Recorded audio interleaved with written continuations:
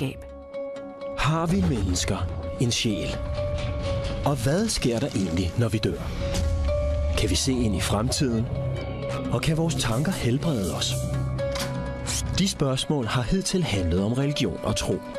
Men et stigende antal videnskabsmænd forsker nu seriøst i disse områder. Og hvis deres teorier er rigtige, vil de fundamentalt ændre vores opfattelse af, hvem vi er.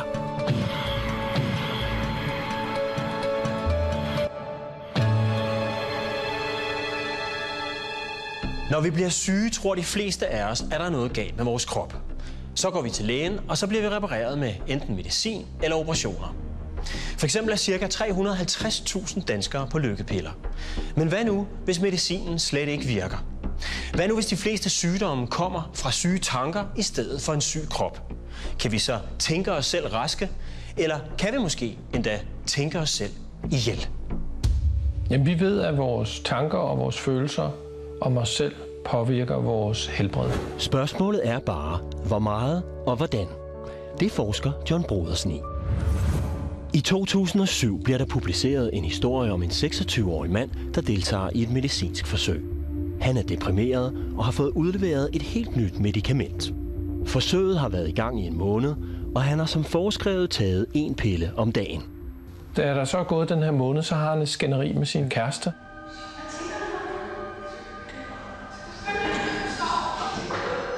Det er åbenbart så alvorligt et skænderi, at han i en impuls handling, i en tilstand af affekt, meget ked af det.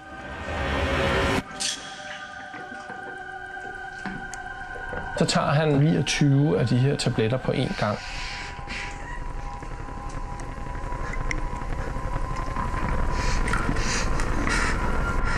Heldigvis så søger han hjælp i skadestuen i nærheden af, hvor han bor. Så, kom ind. Hvad sker der? Kom ind her. Hey. Kom lidt tættere på. Hvad er der galt? Da han tropper op ind i skadestuen, så siger han til personalet der, at han er meget dårlig. Jeg har spist alle mine... Ja, du spiser nogle piller? Ja, hvad er det for nogle piller? Og han besvimer faktisk.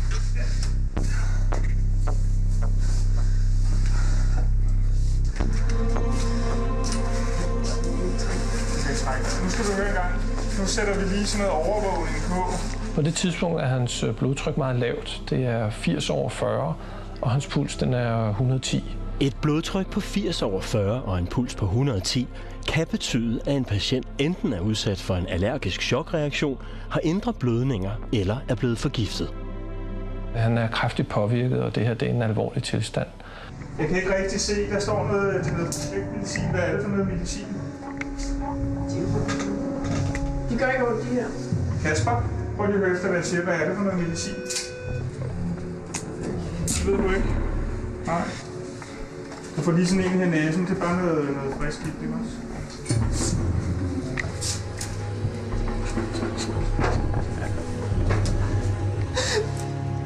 Du se, jeg lægger lige et drop på dig. Der kommer et prik. Og i løbet af de næste 4 timer, så får han faktisk 6 liter saltvand, og det er altså en ret stor mængde, som hos langt de fleste vil normalisere blodtrykket og pulsen. Det sker faktisk ikke. Jeg siger saturationen. 100 og blodtryk. Den 26-årige mand har stadigvæk et relativt lavt blodtryk og en relativt høj puls. Så det tyder virkelig på, at han er meget påvirket. Har du noget imod, at vi lige kontakter din læge for at høre, hvad det er for noget, du får? Efter de her 4 timer, hvor han så har fået 6 liter væske og blodtrykket og pulsen stadigvæk ikke er normaliseret, så vælger man at kontakte den ansvarlige læge for det videnskabelige forsøg, fordi så kan man få brudt koden og finde ud af, hvad er det for noget medicin, den her mand han får. Det viser sig overraskende, at den 26-årige mand kun har fået snydemedicin. Jeg har været inde og kigge, og han tilhører placebo-gruppen, så... Gør han det? Han ligger placebo? Det viser sig så, da man har brudt koden, at den her 26-årige mand, at han får kalktabletter. I sådan nogle forsøg, for at man kan se, hvordan det virker, så får halvdelen noget, som er fuldstændig harmløst. Og du tilhører den gruppe, der har fået noget helt harmløst. Så de kapsler, du har taget, det er bare noget kalk. Det går man så ind og meddeler ham, og i løbet af 15 minutter, så bliver hans blodtryk helt normalt, og hans puls bliver helt normal. Hvor han i begyndelsen er meget påvirket, både fysisk og psykisk, så bliver han sådan helt overrasket og glad og bliver helt rolig, efter han får at vide, at han har fået de her snyttetabletter.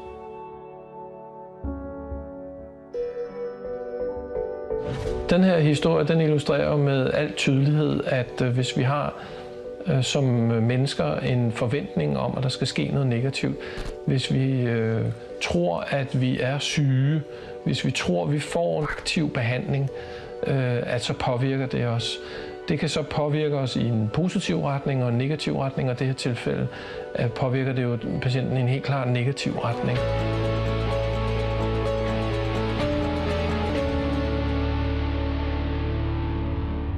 Selvom videnskaben i mange år har kendt til den såkaldte placeboeffekt, hvor patienter får det bedre, selvom de kun får uvirksomme kalktabletter, har der ikke været den store interesse for fænomenet. Men i 1994 bliver der på et hospital i Denver lavet et forsøg, der kaster nyt lys over den gådefulde effekt. 40 Parkinsons patienter skal opereres i hjernen for at afprøve en ny teknik. They were really willing to put their brains on the line, so to speak, for a new treatment that might offer some hope. Cynthia McGray er fra starten med til at designe forsøget, og hun skal blandt andet teste, om patienterne får det bedre. Parkinsons syge skyldes, at cellerne i hjernen ikke producerer nok af stoffet dopamin. I forsøget blev der indopereret stamceller fra fostre, i håb om, at dette kunne sætte kroppen i gang med at producere den manglende dopamin. Judy Haslett fik Parkinsons som ung, og symptomerne var med årene blevet gradvist værre og værre. Oh, I was violently dyskinetic. I could never tell whether I would go on or off at any given point in any day. I could be anything. I would be violently flailing around or unable to move completely, just stiff and screaming for lack of mobility. So I was coming to the stage where I wasn't going to be able to work. I was young, I was 40, and I was nervous. I wanted to stay alive and keep moving, and so I took the opportunity. I wanted an opportunity that would be drastic. I wanted to really have an improvement, so I took a chance. Judy er hårdt ramt af sin sygdom og beslutter at deltage i det eksperimentelle forsøg. Operationen er kompliceret. Man borer 4 huller i kraniet, og med lange nåle fører man fostercellerne ind i hjernen under lokal bedøvelse. Well, when I was in surgery, I felt them do something in my head, and it felt like they had broken through the lining of my brain. Kort tid efter operationen begynder der at ske voldsomme forandringer. I could move, for one thing. I could walk somewhere trustworthily. I was eating, which I hadn't eaten normally for, a couple of years. I began to sleep through the night. Før sygdommen satte en stopper for det, havde Judy været en passioneret kunstskøjteløber. And I was able to skate. One night I went and I skated so well, and I thought, oh good, I'm back on the ice. Og nu kunne hun pludselig skøjte igen.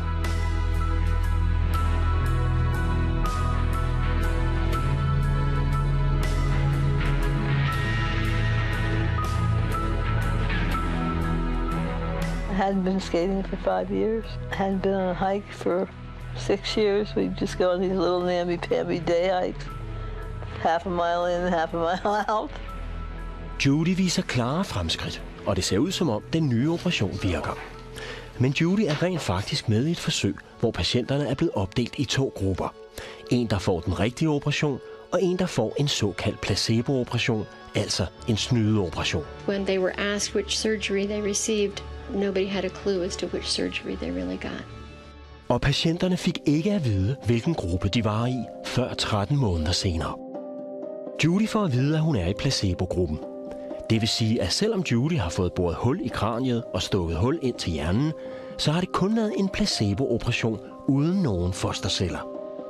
The opening sentence, you have not had the surgery. They tell you right away, cold turkey. Og der er flere patienter, der ligesom Judy har fået det meget bedre, selvom de kun har fået placebo-operationen.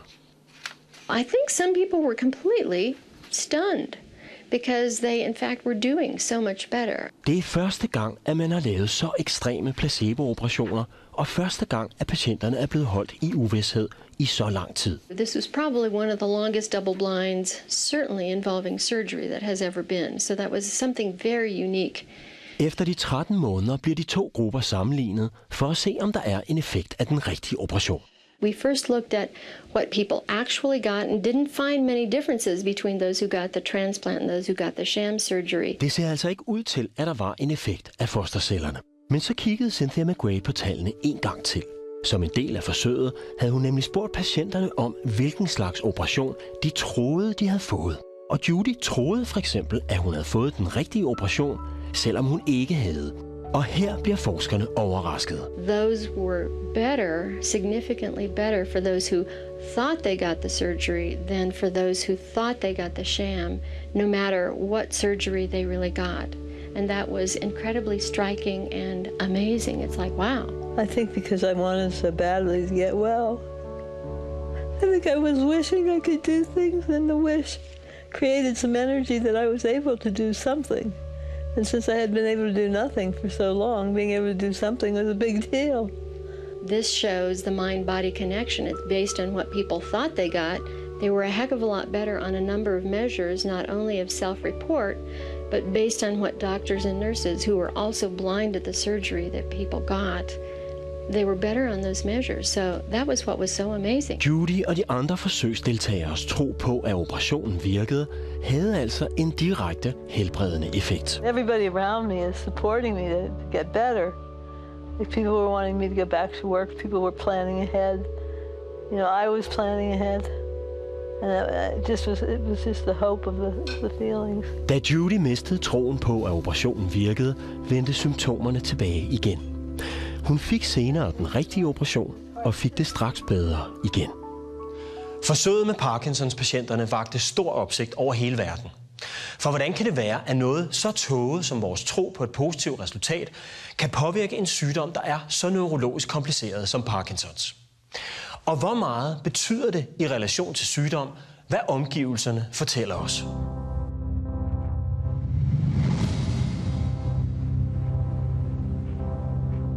Det er vigtigere, at man tror på, at man får en effektiv behandling, end at man rent faktisk får en effektiv behandling. Det mener Lene Vase er en af konklusionerne på Parkinsons-forsøget.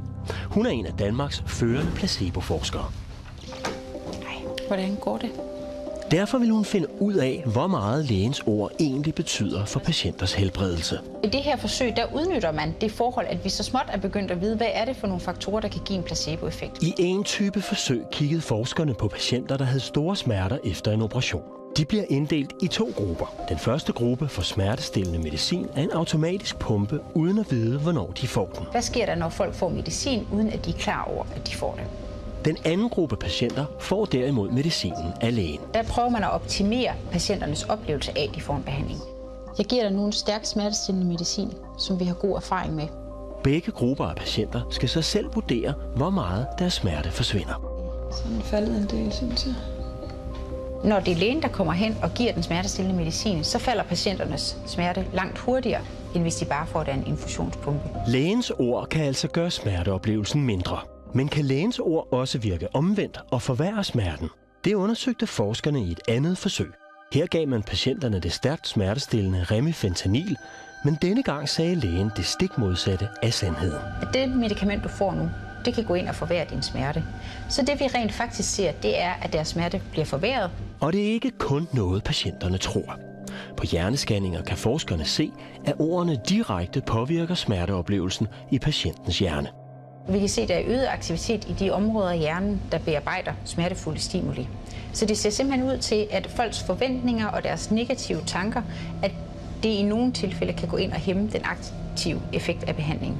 Dette forsøg viser altså, at lægens ord ligefrem kan ophæve virkningen af et af de stærkeste smertestillende stoffer, vi kender.